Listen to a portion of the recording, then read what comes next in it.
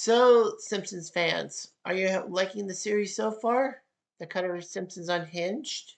Well, I hope you are, as we are now going to be in episode number 5 of the Cutter Simpsons universe. I know I usually put these up every Saturday, but due to the fact that, real life has given me a day off on a weekday, on a Monday, I decided to add a bonus one. We first looked at Lisa Goes Gaga season 23 and why it would be the worst Simpsons episode ever because it was just a half-hour commercial about Lady Gaga who would not leave Lisa alone until Lisa felt better. And then when Lisa blasts Gaga, she feels better about herself. And then we got ourselves that 90s show from season 17, that fixed the plot hole that, Bart was conceived after Homer and Marge were in high school. No, that can't be right because the parents' ages don't mix.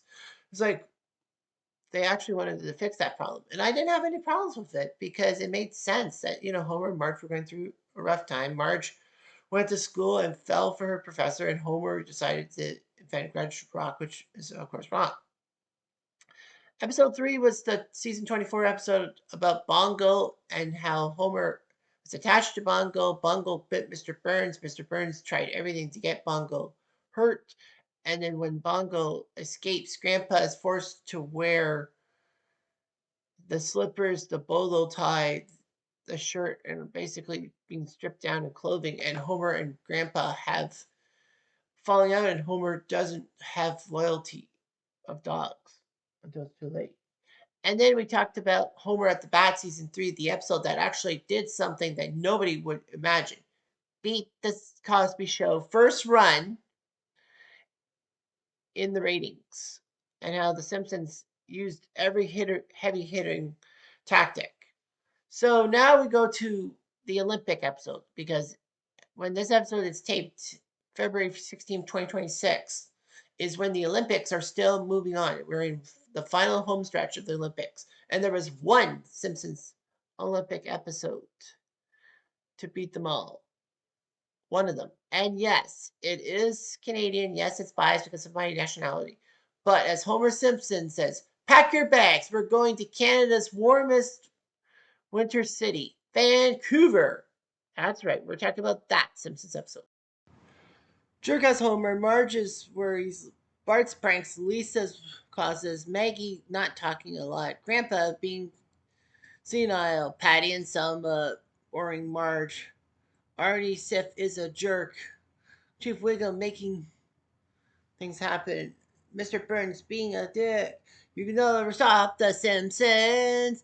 Heaven knows they've been trying for years and they still come back for more. 37 seasons is a bit much, don't you think? It's a crazy Simpsons. Something happens. A do do do do do.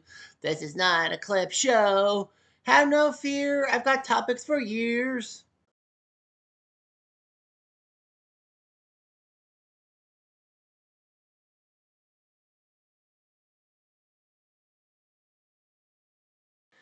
As you look at the picture, it's basically the same question on everyone's minds. How did they get this far? It's like how we got here. And all that. How it started was one day Homer and Marge wanted to go on a date night. And this is season 21, by the way. And what happens is that the ice rink is filled with curlers. So Homer and Marge take up the sport all willy nilly, just very casual. And then they find Agnes and Principal Skinner, as they are curlers themselves. So, anyway, it was huge and all that. Marge likes this sport because she's had years of experience sweeping floors. So that leads Principal Skinner and Agnes to put them on their team, and they make a mixed doubles team. They sweep through all the competition, pun intended. During one competition, Lisa is approached by a little girl with these pins to collect, and Lisa falls in love with all the pins and everything.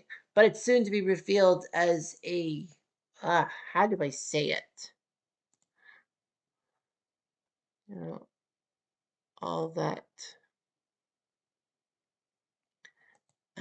a short person and all that. It's some kind of trick to make sure that Lisa buys pins and puts them in profit. Unfortunately, though, Lisa starts to have a collection habit. I mean, everyone has it once in a while. Anyhow, um, Marge, Homer, Agnes, and Skinner all qualify for the mixed doubles team for America for curling and all that. There is a mixed doubles thing for curling, but it's just two people, just a pair in real life, not four people. Like four people do make a curling team. Unfortunately, Agnes isn't so sure about Homer's abilities and tells Marge you might have to cut him loose. And Agnes tells the story about how Principal Skinner, as a fetus, actually had an inadvertent kick that ruined her chances to win the women's pole vault. Of course, with me with sports, it's all that I hate to point this out, but women's pole vault didn't exist till 2000. If it was the women's high jump and the inadvertent kick, that's believable because women's high jump have been around since the 1920s. However, Agnes says that don't let feelings get in the way of things of competition, and also that she says that I have a mistrust in bald people. I was not bald. That was my placenta, says Skinner. I mean, she dates Superintendent Chalmers. So anyhow, they managed to do well and pack up for what I said in the premiere. I said that Homer says we're going to the warmest city in Canada in winter, Vancouver. So anyway, this was amazing and all that. So anyhow, they're in Vancouver. Homer bumps into the medicine lady that helped him out with the epiphany that basically not everything was about him and that his family needed help. That was the Simpsons movie, in which Homer manages to bungle things up, put Springfield in a nuclear wasteland, and then have a glass dome put on top of them. And then Homer and family sneak off to Alaska and all that. And then when it was revealed that Springfield was going to be blown up, Marge and the kids want to go to Springfield to save their families. But Homer says, not a chance. I don't want any part of it. Marge tries to guilt trip Homer, like Homer guilt tripped the family. But he was not going along with it. I understand. They probably want to kill Marge, Homer, and the family. Well, anyhow, the medicine lady made him have an epiphany that not everything was about himself and that his family comes first, and he saves the town. So, anyway, in Vancouver, Lisa's pin addiction is such things that she sees that one pin from 1924. Unfortunately, she trades her pearl necklace and all that. So, anyway, they start curling and all that. Marge continues to perform superbly and compensates for Homer's weak throws. However, Homer hears about this exchange that he's about to be cut loose and rides in a bobsled. All that. We see Canadian Millhouse and Canadian Nelson and all that, which is kind of weird. But anyway, Lisa likes the pin so much she trades her pearl necklace for it. And soon enough, she's trying to busk on the corner. But she relinquishes her dress and then she would wear her pins at all times. Her dress is her pins and all that. That's kind of creepy. Bart offers to get Lisa's pearl necklace, but Lisa then realizes without her pearl necklace, everyone sees her as a large version of Maggie. Because in essence, that's how Lisa distinguishes herself from Maggie.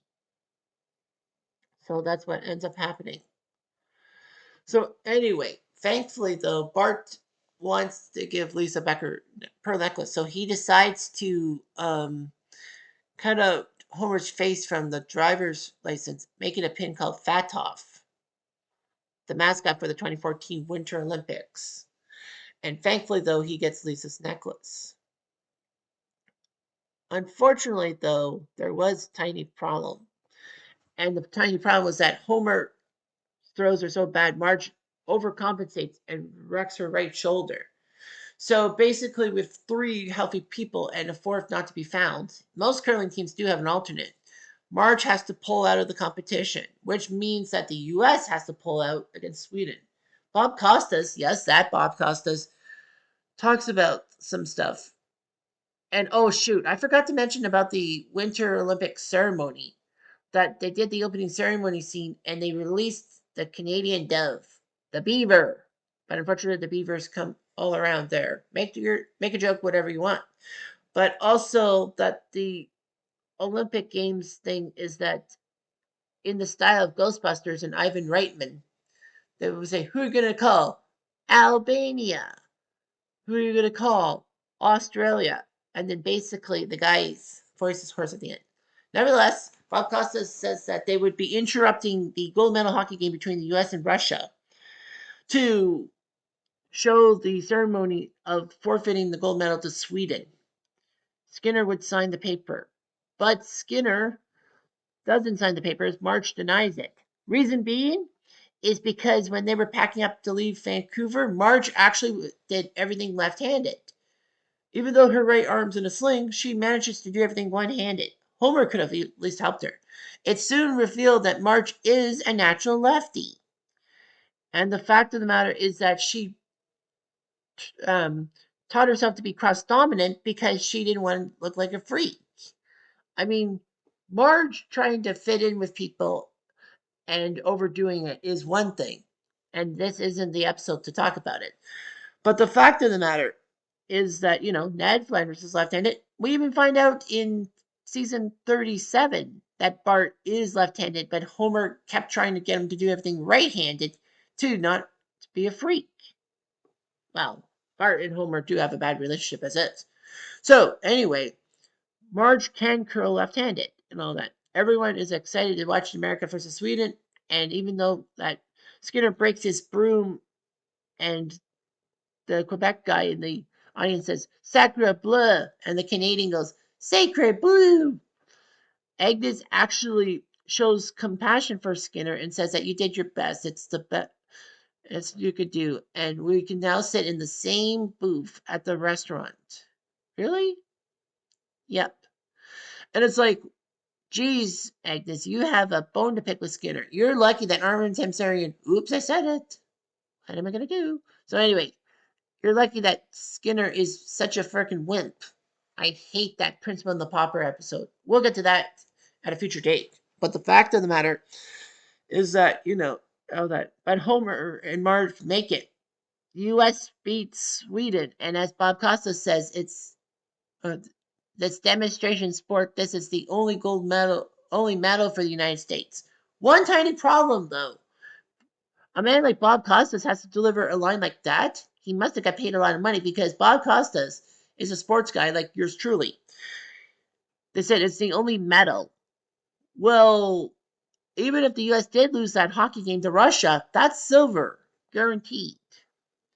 And they said probably the only gold.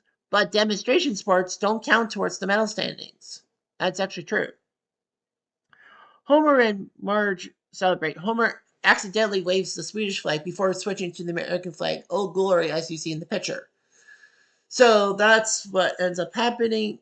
The Simpsons win gold, and then Marge and Homer agree this is a great date night. So, what about the episode? What about the production? They wanted an Olympics themed episode within 2010 and all that. There was rumors that we talked about Homer and bobsled, but they said that a curling episode would be good because, mixed doubles, an artistic license and all that. So, anyway, they actually went to a curling club, the producers did, to see how everything worked out perfectly and all that. Canadian legend Randy Ferbey, a four-time world champ, said that, I'm sure they're going to make a mockery of it, but you need to take it with a grain of salt. It didn't work that badly. Bob Costas was a guest star as a caricature of himself and all that. So yeah, 5.8 million viewers watched it. It got 7% of the audience and was third in its time slot, but second on Fox ahead behind Family Guy. Positive reviews 8.4 out of 10. IGN says the AV Club gave it an A, saying it's one of the best episodes in a long time. Seasons had some great episodes overall.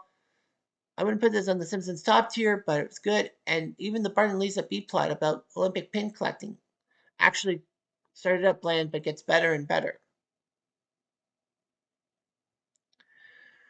Yeah. So it was just amazing and all of that. CTV even said that Olympic curlers liked the episode and all of that. And the episode gained attention in 2018 when the US beat Sweden in men's curling to win the gold medal, saying that, the Simpsons predicted a US curling upset over Sweden. Well, it's not a complete upset, but we'll take it. So yeah, the curling episode was great. And the Olympics, it brought the Olympics in a very positive light, and you can't beat that. You just can't. I know this episode's kind of shorter than normal, but what else can I say about Boy Meets Curl? It gave Canada a good light and all that. Yeah, fantastic. Anyway, next Saturday, the 21st, we talk about a death so reviled in Simpsons history it changed everything. And basically, Reverend Lovejoy has the line that everything changes. Basically, a in joke to get at the fans saying that, oh, it's Springfield, nothing changes. But something did change. And it had to do with a sick daughter, a voice actress in Colorado, and a whole lot of troubles, even NASCAR getting involved. So stay tuned for that episode on Saturday. I'm Jeff Diamond. Adieu.